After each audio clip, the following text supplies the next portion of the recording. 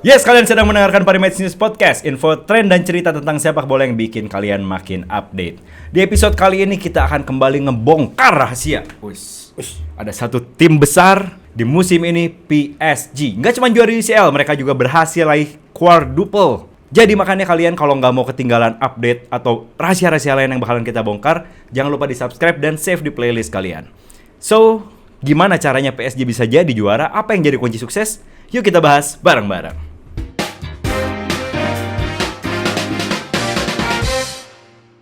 Pal! Tuh. Kenapa tiba-tiba harus semangat, kita mau ngebongkar rahasia, harus semangat. Kaget. PSG musim ini jadi salah satu tim yang akhirnya bisa quadruple dan mematahkan tim-tim lain yang katanya bakalan treble. Inter nggak jadi, Barca nggak jadi. Madrid sih lagi bebenah ya musim ini. Musimnya bebenah. Waktunya bebenah. Oke, jadi PSG ini tim yang mengejutkan, Yes. sangat mengejutkan karena maksudnya mereka nggak diperhitungkan di awal musim, nggak ada yang nganggap PSG ini mungkin apalagi di UCL mereka sebagai calon kuat juara nggak ada, ditinggal Mbappe, ditinggal beberapa pemainnya juga, Ugarte ke MU dan sebagainya. Pembelian mereka juga bukan pembelian wah dalam tanda kutip kalau dibandingin beberapa musim terakhir. Benar-benar dengan nama-nama yang dulu misalnya kita lihat ada Messi, Neymar gitu kan, Ibrahimovic juga pernah. Mereka sempat Sergio Ramos. Ya, betul. Walaupun free transfer dan sebagainya. Maksudnya PSG ini udah terkenal atau lekat di pikiran orang kalau transfer mereka tuh mega bintang lah. Betul. Mereka mau coba niru Galacticos-nya Madrid dan sebagainya. Tapi selalu gagal di UCL. Karena kalau Ligue 1 kita nggak usah inilah. PSG udah makanya Liga disebut Liga Tani gara-gara. Kenapa Tani ya? Nggak tahu gue juga. Kenapa Tani coba kita pikirin. Karena maksudnya mungkin petani tuh selalu manen kali. Lu nggak suka sama petani? Enggak. Petani tuh profesi. Lu nggak ada petani nggak makan. Kan nggak ada yang bilang nggak suka ya. Tadi katanya. Kan gue bilang petani selalu panen. Apa salahnya coba? Iya itu disebut. Tapi karena itu maksudnya Liga mah kasarnya mereka merem lah. Oke. Merem, mereka dapat juara hampir bisa dipastikan walaupun mungkin ada beberapa yang susah, ada beberapa yang gampang. Bisa langsung. Kayak musim ya. ini. Musim ini mereka di week berapa ya? Pokoknya masih sisa berapa match ya? Kayaknya masih lebih dari 5 match. Nah iya pokoknya Sisanya mereka masih udah banyak. lumayan, matchnya masih sisa banyak, mereka udah mastiin gelar juara, makanya mereka bisa fokus ke UCL. Betul, dan poinnya juga jauh banget. Ya. PSG itu ada di 84 poin, sementara posisi keduanya itu di 60 poinan. Wah itu mah ya Ya mereka pasti udah mikirinnya udah telak lah. fokusnya UCL lah udah, karena itu maksudnya gelar bergengsi yang mereka belum dapetin sampai Yes. akhirnya kemarin final yang kata sebagian orang membosankan karena berjalan satu arah. Yes. 5-0 itu skor terbesar sepanjang sejarah final UCL. Sepanjang sejarah. Dan di format baru.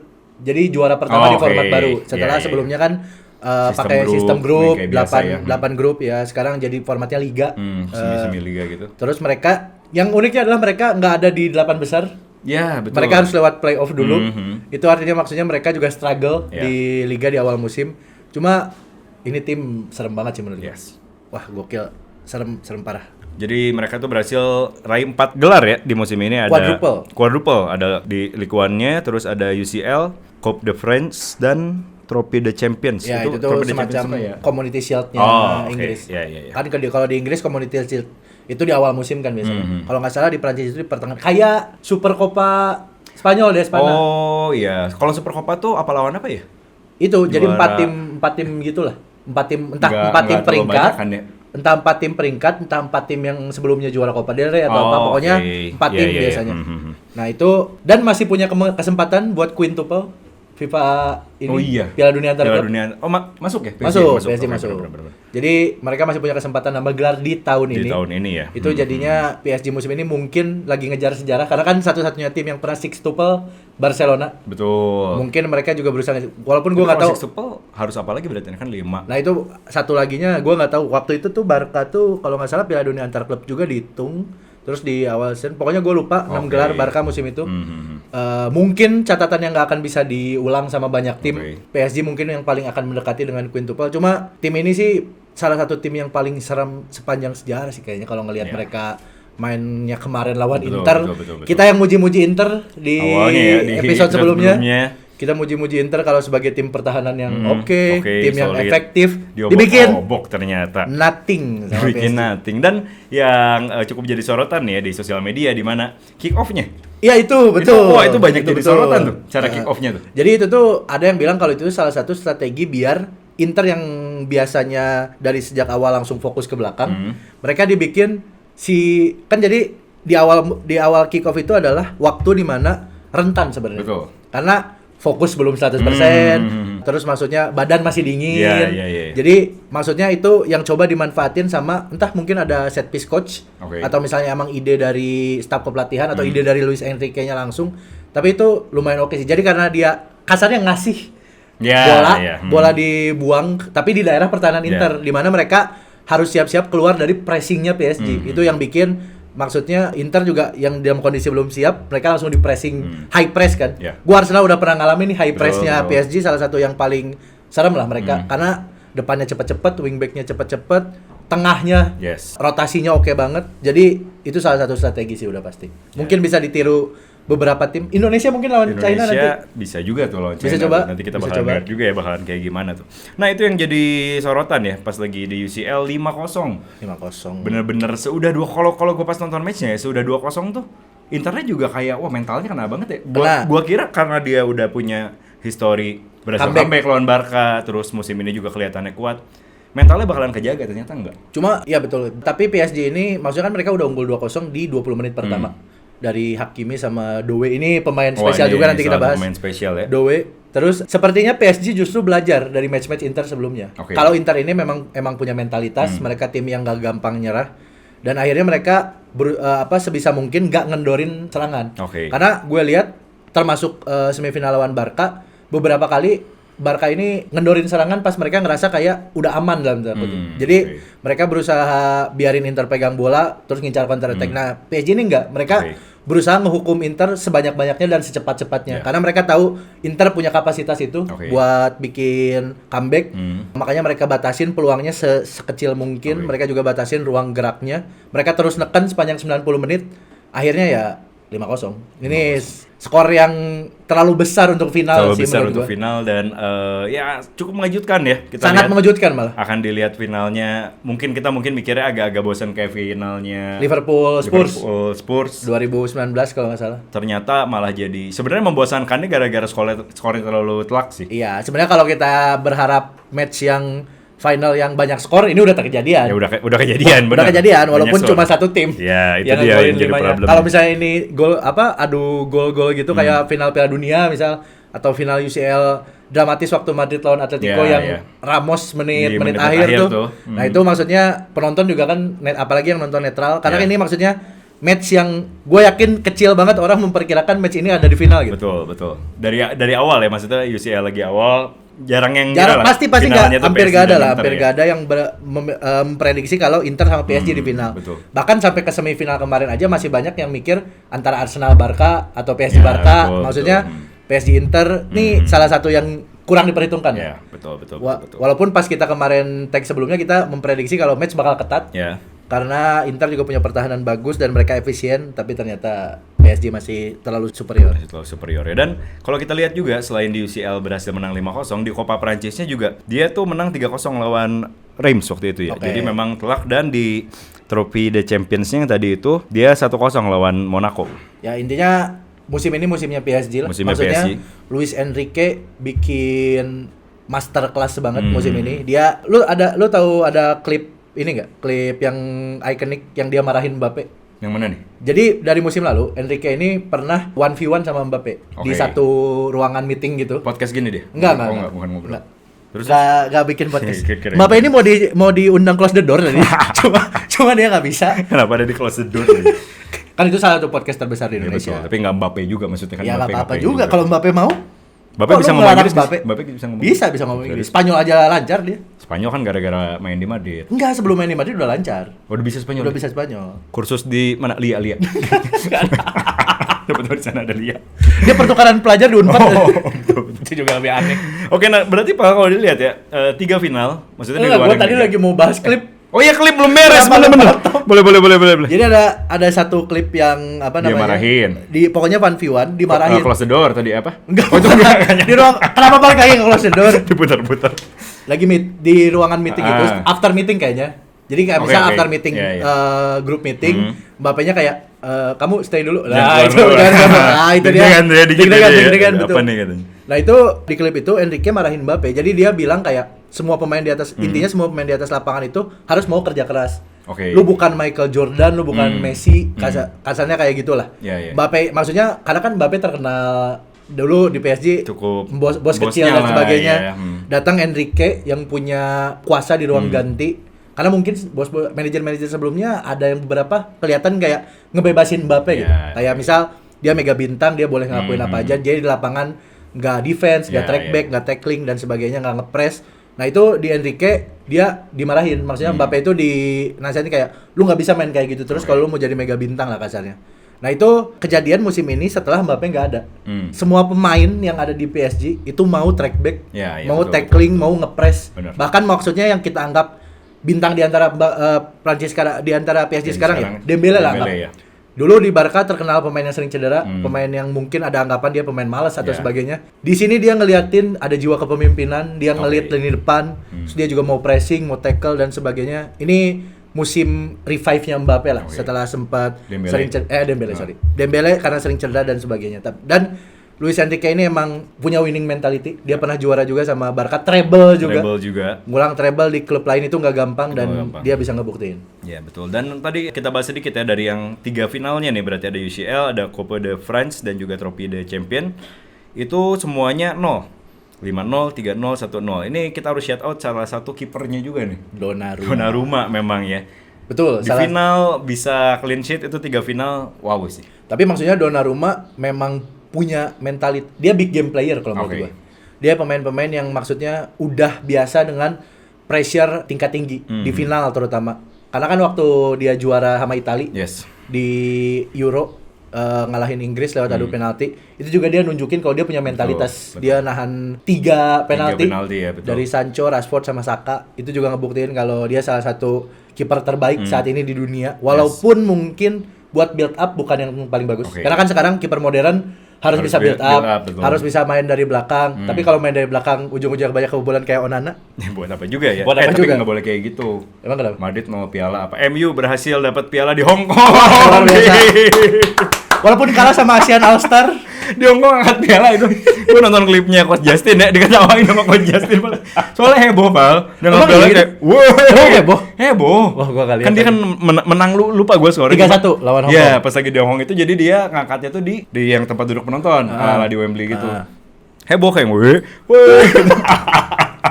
Kok Justin ketawa-ketawa sih. Yang gue lihat banyak foto-fotonya tur Asia dia MU tuh banyak yang bikin ini apa namanya? Gestur jari tengah foto dia lagi dipoto gestur jari tengah gestur jari tengah itu sempat rame. Terus ada rumor Hamin 1 sebelum lawan Asian All Star beberapa pemainnya main skuter malam-malam. Udah pada males aja. Maksudnya kan ya wajar kalah. Iya. Nah itu tadi ya kalau kita lihat ya ada 4 gelar yang berhasil dari sama PSG. Terus kalau misalnya kalian pengen lihat lebih lengkap nih pertandingan-pertandingan yang tadi kita bahas di Liga 1-nya kayak gimana, PSG terus di UCL-nya kayak gimana, di 2 piala lainnya di Piala Prancis ini kayak gimana, kalian juga bisa kunjungin website kita di parimatch.news karena di situ juga ada berita-berita lengkap seputar PSG juga. Next, Pal, ini tadi kita udah bahas sukses banget PSG. Yes. Kunci sukses menurut lo dari PSG nih, rahasia yang mau kita bongkar, ya, yang paling penting di musim ini? Menurut gua ada beberapa faktor. Yang pertama udah jelas Luis Enrique. Dia salah satu manajer terbaik di dunia saat ini. Di Barca dia sukses, terus dia sempat, kalau nggak salah dari Barca dia pindah kemana ya? Gue lupa. Apakah dia nggak ngelatih sama sekali atau pindah? Sempat nggak ngelatih deh. Lama ya, sempat nggak ngelatih lama karena ini juga yang sedikit mengharukan. Iya betul. Begitu sebelum final tuh dia bilang pokoknya anaknya dia Sana kalau nggak salah namanya. Almarhum. Mungkin raganya nggak ada di sini, cuman hatinya, spiritnya saya yakin ada bersama saya. Itu, jadi piala itu dipersembahkan buat Sana, mendiang anaknya. Ya mendiang anaknya, betul. Itu salah satu maksudnya selalu ada hal-hal seperti itu di belakang sepak bola ya. Karena sepak bola selalu lebih dari permainan 90 menit di atas lapang, selalu ada hal-hal kayak gitu. Jadi buat Enrique ini juga salah satu musim pembuktian dia. Kalau di Barca banyak yang bilang kalau dia tuh sukses karena punya trio MSN. Messi, Suarez, Neymar. Sekarang di PSG dia bikin trio baru dan bahkan bikin satu sistem yang menurut gua oke banget. Bener. Nggak cuma lini depan, lini tengah kalau lu perhatiin kemarin Vitinha jadi sorotan sih kemarin. Vitinha, Joao Neves sama Fabian Ruiz. Ini trio lini tengah yang wah gila sih. Mereka nggak ada yang beneran DMF-nya siapa, central midfield-nya siapa, attacking midfieldnya siapa nggak ada. Jadi mereka saling isi aja. Mereka selalu rotasi yang itu yang akhirnya bikin lini tengah Inter juga pusing buat misal gue jadi Calhanoglu nih. Gue mark up siapa? Marking siapa ya? Marking dia cabut. Ntar yang ini lo kosong. Nah, maksudnya banyak hal-hal kayak gitulah. Yang bikin PSG musim ini tuh unpredictable. Salah satu yang paling gue suka dari final kemarin itu gol pertamanya. Itu gol pertamanya hasil dari tiba-tiba Doe lolos sendirian. Di kotak penalti 3 pemain ngepres Vitinya. Itu sih gila sih. Maksudnya di kotak penalti bisa lolos pemain sekaliber Doe itu maksudnya udah kesalahan fatal lah. Buat lini pertahanan Inter yang kita kenal bagus kan. Nah, itu jadi maksudnya Enrique ini berhasil bikin sistem tanpa pemain mega bintang, tanpa pemain-pemain yang dianggapnya PSG selama beberapa musim terakhir jadi yang bikin PSG bagus tuh karena banyak pemain-pemain yang wahnya lah, IRS lah. Tanpa pemain-pemain seperti itu dia bisa bikin sistem yang justru lebih compact lah, lebih solid. Nah, ini juga jadi salah satu indikasi buat tim-tim lain mungkin kalau misalnya pemain bintang bukan jaminan gelar juara. Betul. Kita lihat Madrid musim ini 0 gelar walaupun mungkin lagi musim transisi atau sebagainya. Ancelotti juga kan udah selesai. Dia ngelatih Brazil diganti Xabi Alonso. Terus maksudnya banyak lah kita bukti-bukti kalau misalnya tim yang nggak bergantung sama satu pemain itu lebih bagus. Karena ketika pemainnya yang dia bergantung pemainnya hilang, selalu ada orang-orang yang bisa step up buat ngisi. Ini PSG punya bench atau ya bench kedalaman squad yang bagus. Di tengah mereka masih punya Warren Zaire Emery, itu juga wonderkid. Di depan kalau trio ini nggak bisa ada Barcola, ada Goncalo Ramos. Terus di belakang juga ada Lucas Hernandez. Itu maksudnya mereka punya banyak nama-nama yang bisa step up ketika pemain intinya nggak bisa main. Dan kualitasnya tetap sama. Itu yang bikin squad PSG ini ngeri menurut gua. Karena maksudnya nggak ada super bintang kayak Mbappe, Messi, Neymar atau misalnya di tim lain ada Salah di Liverpool, Rodri di City yang bikin City musim ini sedikit anjlok kan gara-gara Rodrinya cedera sepanjang musim kan. Jadi maksudnya Enrique berhasil membuat tim yang sesolid itu dan itu adalah salah satu kunci juara menurut gua. Kunci PSG bisa dapat nyapu bersih semua gelar lah.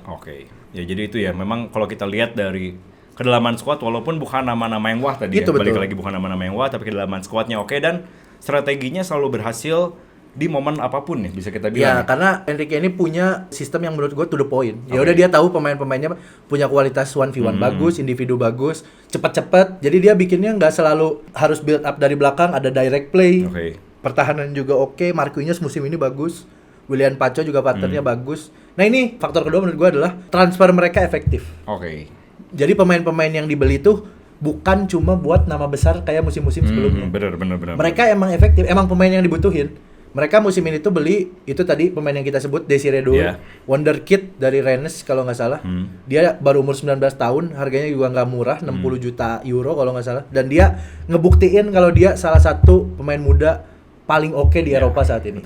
Bahkan setelah final kemarin banyak yang bandingin sama Yamal. Tapi Yamal kan karena di Barca sorotannya lebih ini kan. Lebih wah lah ya lebih wah. Di Barca. Doué di final kemarin bikin orang-orang melek kayak wah ini pemain siapa nih. Tiba-tiba ada pemain yang skillnya oke, dribblingnya bagus, shootingnya bagus. 2 gol, 1 assist di final Liga Champions itu buat 19 tahun. Wah, itu hal besar sih. Hal besar itu Doué tadi 1. Terus ada Vica di pertengahan musim di winter dibeli dengan harga 70-80 juta euro. Itu juga to the point karena mereka butuh pemain yang direct kayak Vica. Pemain-pemain yang punya skill bagus dan dia mau main buat tim. Itu kan penting kan. Kalau kebanyakan kita kenal pemain yang biasanya skillful itu mainnya mau sendiri aja gocek-gocek kayak Vini dan sebagainya. Cuma maksudnya Vica ini salah satu pemain yang mau main buat tim lah. Terus mereka juga ada beberapa nama lagi. Itu Willian Pacho juga musim ini baru masuk langsung jadi starter di belakang. Jadi maksudnya nama-nama ini adalah nama-nama yang bukan nama wah tapi to the point. Dan ini yang sebenarnya PSG butuhin. Mereka tuh nggak butuh nama-nama yang terlalu besar selama bisa ngejaga dressing room tetap bagus. Terus permainan jadi kompak dan sebagainya. Dan ini dibuktiin musim ini dan langsung sukses. Betul. Nah, makanya balik lagi yang tadi kita bahas ya, begitu mungkin musim-musim sebelumnya selalu nama besar ya, nama yang benar-benar besar. Musim bahkan terakhir Messi pun sampai sempat gabung. Dan dulu tuh kalau kita lihat PSG ya, dulu gue ingat banget zaman main PS tuh tahun berapa ya? 2000. Pokoknya PSG itu awal mulanya 2013 2000. Segituan ya. Pokoknya gue sering pakai PSG itu dulu zaman backnya masih Thiago Silva, David Luiz. Iya, betul. Itu 2000. Sayapnya tuh ada siapa tuh yang rambutnya aneh? Aduh, ada rambutnya tuh agak dicorak-corak. Rambutnya aneh. Mamadou Sakho. Mamadou Sakho perasaan Liverpool. Enggak, siapa ya? sayap kan? Morsoko back. Sayap. Back sayap. Ada deh pokoknya yang rambutnya kayak gitu. Kalau yang kalian tahu juga boleh komen tuh. Gua lupa namanya. Kurzawa apa ya? Gua lupa. Kurzawa lah. bukan. Kurzawa kulit putih. Ini kulitnya yang Dani agak Alves gelap. juga pernah. Dani Alves sempat juga masuk. Di tengahnya tuh lu ada Thiago Motta, Iya betul. ada siapa lagi lu? Ada Verratti itu juga salah satu pemain yang bagus. Terus ada Javier Pastor dulu. Ya. Beckham depannya. aja pernah ke PSG. Oh iya itu bener, mungkin Beckham sebagian orang pernah, lupa ya. tuh. Iya, Kalau Gue juga Beckham, gak lupa tuh bener. David Beckham sebenarnya Iya, pernah main iya, di PSG iya. tuh. Pernah main bareng Ibra dia. Bener. Pas di depannya juga Cavani. ada Cavani waktu itu Ibrahimovic, Di Maria. sama Di Maria. Di Maria Ya, sempat bener-bener lama juga itu. walaupun ya Di Maria kayaknya sama Cavani masih dapat. Masih dapat ya? Masih. Sama Ibra juga masih dapat beberapa musim. Nah itu makanya PSG memang selalu terkenal perekrutannya pemain-pemain yang oke. Cuman musim ini jadi musim yang terbaik lah buat PSG. Terbaik. Ini dan maksudnya kalau lu lihat itu skuadnya masih muda. Ya betul. Skuad itu. muda ini artinya mereka masih bisa excel. Oke. Ini mereka di musim pertamanya bareng aja, mereka udah dapat 4 gelar. Oke. Mereka pasti akan selalu haus kan? Maksudnya Yes. pengen lu kalau udah dapat 1 UCL, lu pengen UCL kedua, UCL ketiga, UCL keempat. Itu udah pasti lah kalau lu udah ngebuka satu tabungan, udah pecah telur tuh lu pasti Oke. pengen gelar-gelar berikutnya. Dan ini yang ngeri adalah skuad mereka tuh relatif muda. Jadi Yes. mereka mungkin masih akan semenyeramkan ini dalam 4-5 tahun ke depan, kita nggak tahu. Tapi yang menjadi masalah adalah squad-squad muda ini berhasil quadruple dan juga akhirnya dapat juara UCL gitu ya, Iya, betul. buat yang pertama. Apa tidak dilirik oleh tim-tim besar lainnya? Iya, itu betul. Itu yang dikhawatirkan sih. Walaupun mungkin PSG kantongnya juga masih banyak. Nah itu yang jadi problem adalah karena PSG kantongnya kata lu tebel banget. Tebel. Mereka kalau misalnya pemain-pemain ini ditawarin gaji gede sama tim lain tinggal digedein. Belum tentu. Iya, Ada pertimbangan pasti. Ya pasti ada pertimbangan lain kayak misal klubnya, misal diincar Madrid, itu kan gua sering dengar pemain tuh bilang kalau yang datang Madrid, Barca, bahkan MU itu tuh salah satu yang sulit buat ditolak Ya, kan. karena Karena itu- mereka dapatnya fame. Betul. Bagian dari mimpi mereka juga mungkin saat kecil ya. Iya betul. Jadi hal-hal kayak gitu. Cuma siapa sih yang nggak tertarik sama tim yang punya project dan kelihatan Yes. udah punya hasil gitu. Yes. Karena kalau gue berkaca ke tim gue sendiri Arsenal, mereka tim yang udah lagi terus-terusan project aja hasilnya belum Iya, ada. betul, Sedangkan betul. PSG ini tim project, tim yang emang disusun buat mungkin beberapa tahun ke depan, tapi sekarang udah metik hasil. Ya. Itu kan bikin di mata pemain pasti ada seksinya lah. Iya, betul, betul. Ini tim oke-oke banget. Satu-satunya yang menurut gua akan sedikit jadi problem buat PSG adalah kalau tim Arab yang datang. Oke. Karena tim Arab pasti Lagi- nawarinnya wah, macam-macam gila. lah ya. Kemarin aja Simon Inzaghi dapat tawaran dari Al Hilal kalau nggak salah. Oke. Itu tim Arab, mereka ini Inzaghi kan gue selalu puji kan. Dia salah satu pelatih terbaik. Gue akan Oke, sangat menyayangkan kalau dia ke Arab. Kalau dia mau pindah dari Inter, oke, tapi jangan ke Arab Jangan ke Liga Arab lah ya. Karena menurut gue dia salah satu pelatih terbaik di dunia saat ini. Jadi gue harap dia masih ngelatih tim-tim top Eropa. Betul. Biar terus dapat sorotan. Tapi seandainya dia tergiur buat ke Arab, kita juga nggak bisa Ya, betul, ya. nggak bisa buka. Siapa kita buat ngelarang gitu lah ya. Iya, benar. Kita hanya menyayangkan. Hanya menyayangkan karena kan kita juga nggak pernah tahu tawarannya ya. Mungkin Iya. dikasih apa namanya? Gaji gede udah pasti. Udah pasti. Apartemen pasti mungkin- minimal pasti. 2 kamar lah. Nggak Minimal. mungkin yang tipe studio tuh. Yang kayak di Iya, Indo betul, ketika itu betul. nggak mungkin dong. Nggak mungkin, Masa diharap tinggal di apartemen yang kayak gitu nggak mungkin. Mana Nggak mau mungkin, deh. nggak Ada mungkin. kulkas pasti di. Ya, itu mah kan maksudnya ya, bukan Biasa ya. apartemen gede juga. Kulkas mah ada. Tapi bagi kita kan wah tuh kalau Iya, betul. kamar-kamar ada kayak Mobil gitu-gitu udah pasti ya. Benar. Terus dapat ini kalau nggak salah kalau apa namanya beberapa pemain yang ke Arab itu salah satunya dapat fasilitas lagi free GoFood katanya. Free voucher GoFood. Potongan berapa gitu seharinya?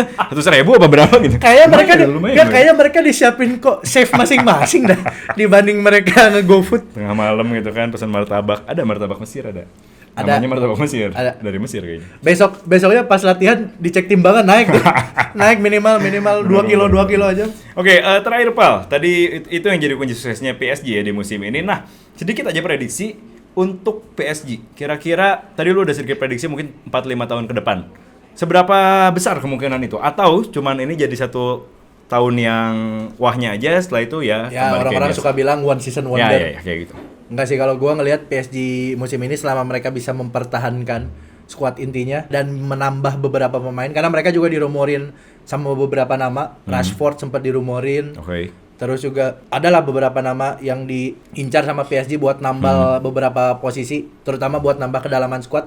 Karena kalau skuad inti ini udah oke banget menurut gua. Kalau mereka nggak perlu beli jor-joran, mereka tinggal mempertahankan pemain-pemain yang mungkin jarang dapat menit bermain tapi masih punya peluang. Oke. Kayak Itu pencetak gol kelima kan pemain muda itu. Ya. Gue lupa namanya. Si siapa ya? Adalah pokoknya dia salah satu pemain muda yang juga berbakat. Jadi maksudnya buat magerin pemain-pemain itulah untuk nggak tergoda sama klub-klub lain. Dan sesuai yang apa gue bilang tadi, kayaknya gue ngelihat squad PSG musim ini bisa mungkin nggak back to back juara di UCL atau misalnya apa, tapi mereka akan selalu jadi tim yang diperhitungkan dalam ya setidaknya 4-5 tahun ke depan. Oke, itu yang bakalan kita lihat ya. Apakah memang benar-benar bisa nih PSG? Yang pertama tadi kata Nopal mempertahankan pemainnya, pemain-pemain kuncinya, dan juga apakah PSG benar-benar bisa tetap membuktikan konsistensinya, khususnya di Eropa ya. Karena kalau di Prancis sendiri mungkin udah hal mudah lah. Ya, mereka nurunin lapis keduanya juga mungkin masih juara. Mungkin. Benar. Oke, itu tadi bahasan soal PSG. Jadi kita udah kasih tahu nih ke kalian apa yang jadi kunci sukses PSG di musim ini. Betul. Jadi kalian juga jangan lupa subscribe kalau kalian nggak mau ketinggalan tentang berita-berita bola lainnya. Terus kalau kalian mau lihatnya lebih harian nih, berita-berita, update tentang bola, jangan lupa juga follow sosial media kita di pmin_news. Terus kalau kalian mau lihat berita, prediksi, dan juga lebih lengkapnya lagi, kalian juga bisa kunjungin website kita di parimatch.news karena di situ juga lengkap ada berita-berita tentang sepak bola. So, Pal, kita bakalan lihat ya nanti ya. Ya, betul. Seperti apa PSG di musim-musim berikutnya. Atau di terdekat Piala Dunia antar klub. Yes, itu juga yang kita nantikan ya, bakalan seperti apa nih. Karena katanya sedikit ini juga, Madrid juga katanya mau fokus di situ. Nah, ini seru nih. Ini yang bakalan seru ya. Semoga nggak jadi kayak match-match pramusim ya.